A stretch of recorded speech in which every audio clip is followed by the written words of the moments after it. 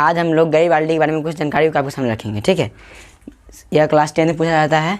हम ज़्यादा ऐसे नहीं करेंगे लाइक करने के लिए, पहले आप समझ लीजिए, आपको अच्छा लगे तो खुद लाइक कीजिएगा। और कोई भी नोट्स चाहिए तो हमको बोलिएगा, हम आपको नोट्स देंगे बाद में। पहले आप समझ लीजिए, फिर हम आपको नोट्स देंगे, आपको स्क्रीन पे आ जाएगा। ठीक है, समझते हैं हम। क्वेश्चन इस तरह से है, गैरीबाल्डी के कार्यों को वर्णन करें। यार है गैरीबाल्डी के पेशे से क्या थे, इस तरह क्वेश्चन है तो हम पूरा आज गैरीबाल्डी में पढ़ेंगे।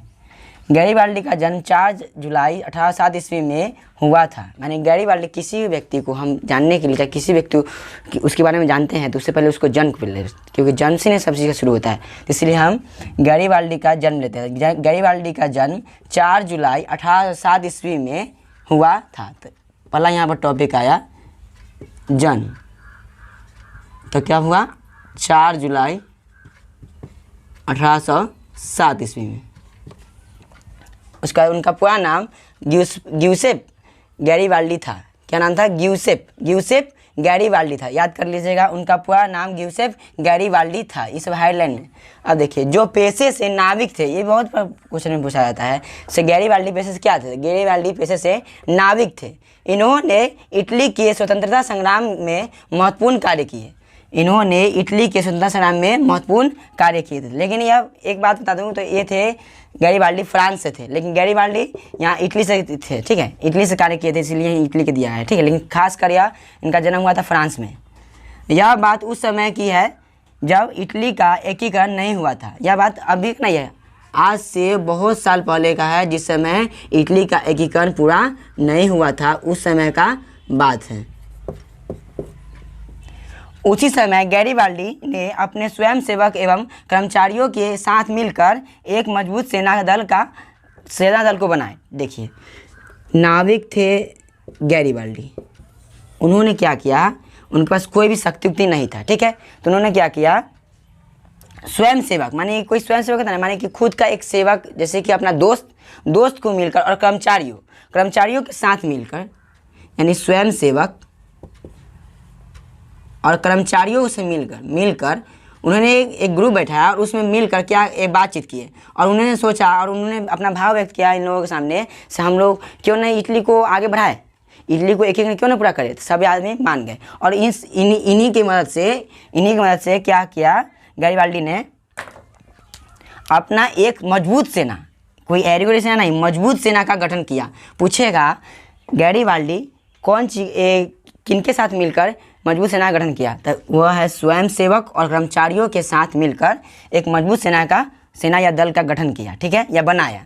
उन्होंने अपने सैनिकों को लेकर इटली के 2 जगह, सिसिली और नेपल्स, माने कि इटली में अभी भी यह जगह है, या जैसे कि अभी मान लीजिए अपना बिहार में है ना, मुजफ्फरपुर, बंगाल नहीं है, मुजफ्फरपुर, सॉरी गलती हो गया, मुजफ्फरपुर, वैशाली उस तरह है ना, तो उसी तरह वहाँ पर उस समय सिसिली और नेपल्स एक जगह था। ठीक है, तो उस जगह पर अपना दल को लेकर, अपने सैनिक दल को लेकर वहाँ पर हमला कर दिया। ठीक है, हमला कर दिया, और क्या मजे की बात क्या है, वहाँ पर हुआ है ना, आक्रमण किया और जीत भी गए। फिर एक तरफ बुरो राजवंश, फिर यहाँ पर जीत गए, तो कुछ है ना वहाँ पर पहले, उससे पहले एक तरफ बुरो राजवंश वहाँ पर हुआ करता था। कहाँ पर? इटली में। ठीक है, तंग आकर, यानी कि बुरो राजवंश था ना, उससे तंग आकर वहाँ के लोग हैं ना गैरीबाल्डी के साथ आ गए। जैसे कि मान लीजिए हमारे यहाँ, मान लीजिए यहाँ पर कोई नेता है, ठीक है, वो नेता काम नहीं करता है। ठीक है, तब काम नहीं करता है तो क्या करेंगे, दूसरे को यहाँ से बुलाएंगे। ठीक है, चाहे उसके साथ में जाएंगे कि से ना, ये नेता काम नहीं करता, इसके साथ नहीं रहेंगे, दूसरे साथ जा रहे हैं। क्या, तो वहीं पर उसी तरह ये बुरो राजवंश का साथ छोड़कर वहाँ के लोग हैं ना, वहाँ से तंग आकर गैरीबाल्डी के साथ आ गए। पूछेगा आप लोगों से जीके में सॉरी ऑब्जेक्टिव में से, कहाँ के लोग गैरीबाल्डी के समर्थन में आ गए थे, तब बुरो राजवंश के लोग। ठीक है, अब देखिए, और फिर उस जगह पर गणतंत्र स्थापित किया। और देखिए, लगभग वहाँ पर आधा से आधा इटली है ना, इसके गैरीबाल्डी के समर्थन में आ गए। ठीक है, तो वहाँ पर क्या किए, वहाँ पर गैरीबाल्डी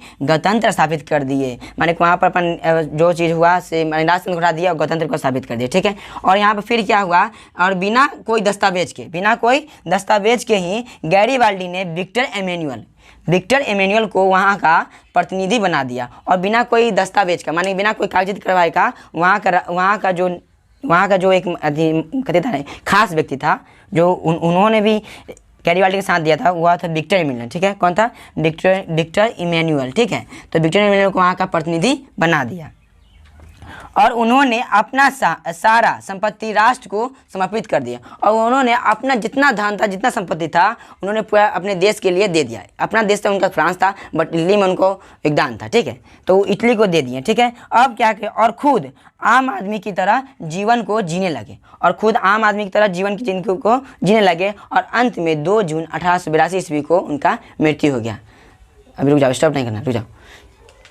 अच्छा, अब इससे हमको यह सीखना चाहिए। अच्छा, जैसे कि हमको 10th पढ़ाई का मतलब क्या हुआ? हमको नॉलेज को बढ़ाना। तो हमको इससे क्या सीख मिलता है? गैरीबाल्डी से हम लोगों को क्या सीख मिलता है बताइए तो। अगर मालूम है आपको तो कमेंट में लिखिएगा जरूर, लेकिन हम बताते हैं अभी शॉर्ट में, ठीक है।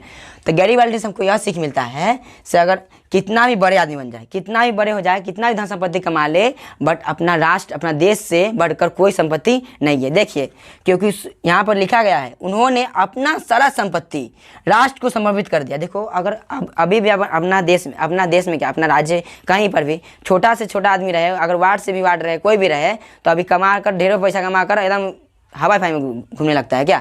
लेकिन एक ऐसे आदमी जो अपने राष्ट्र के लिए अपना सारा संपत्ति धन में दे दिया और खुद किसान की भांति जीने लगे, ऐसा आदमी को क्या करना चाहिए? मजा आ गया सही में। तो यही ऐसे ही थे गैरीबाल्डी। इससे हमको क्या सीख मिलता है कि कितना भी बड़े हो जाए, लेकिन गैरीबाल्डी से हम लोग कभी आगे नहीं बढ़ सकते हैं क्या। तो खैर, आपको अच्छा लगे तो लाइक कीजिएगा। पहले इससे पहले हम ऑब्जेक्टिव को क्लियर कर लेते हैं, फिर एक बार रिपीट करके, ठीक है। गैरीबाल्डी का जन्म कब हुआ था? 1807 ईस्वी में, ठीक है। और गैरीबाल्डी का पूरा नाम क्या था? यूसेफ गैरीबाल्डी लिखेंगे तो थोड़ा देर लग जाएगा। तो उनका पूरा नाम क्या था? यूसेफ गैरीबाल्डी, ठीक है। और पूछेगा वह पेशे से क्या थे? नाविक थे। क्या थे? नाविक। याद कर लीजिएगा। इन्होंने इटली के स्वतंत्रता संग्राम में महत्वपूर्ण कार्य किए थे। खैर, ये तो आपको मालूम है। यह बात उस समय की है जब इटली के एकीकरण नहीं हुआ था। यह बात का समय उस समय की है जब इटली का एकीकरण पूरा नहीं हुआ था, ठीक है। उस समय गैरीबाल्डी ने अपने स्वयंसेवक, पूछेगा गैरीबाल्डी का सेना कौन था? तो स्वयंसेवक और उनके कर्मचारी, स्वयंसेवक उनका दोस्त ही था एक तरह से, ठीक है। तो उनके दोस्त और कर्मचारियों की मदद से मिलने कर एक सेना गठन किया था, ठीक है। उन्होंने अपने सैनिकों को लेकर, ठीक है, इटली के 2 जगह पर, एक क्या था सिसिली और एक था नेपलस, वहाँ पर आक्रमण किया और वहाँ पर जीत भी गए, ठीक है। उसके बाद एक ब्रू राजवंश था, वहाँ पर भी वहाँ के जो लोग था ब्रू राजवंश से तंग आकर, ठीक है, इनके समर्थन मांगे गैरीबाल्डी के, ठीक है। अब क्या हुआ? फिर उस जगह पर गणतंत्र स्थापित किए, और वहाँ पर बिना कागज कार्रवाई के, बिना कुछ किए हुए वहाँ का एक अच्छा, वो भी राजा अच्छा था, विक्टर इमैनुअल। उसके बारे में पढ़ाएंगे, अगर आपको जानना है तो कमेंट बताइएगा। तो विक्टर इमैनुअल को वहाँ का प्रतिनिधि बना दिया, ठीक है। और उन्होंने अपना सारा संपत्ति राष्ट्र को समर्पित कर दिया था, हम जस्ट तुरंत बताए थे, और खुद आम आदमी के भांति जीने लगे, ठीक है। और अंत में 2 जून 1882 ईस्वी को उनका मृत्यु हो गया। अच्छा लगे तो लाइक करें,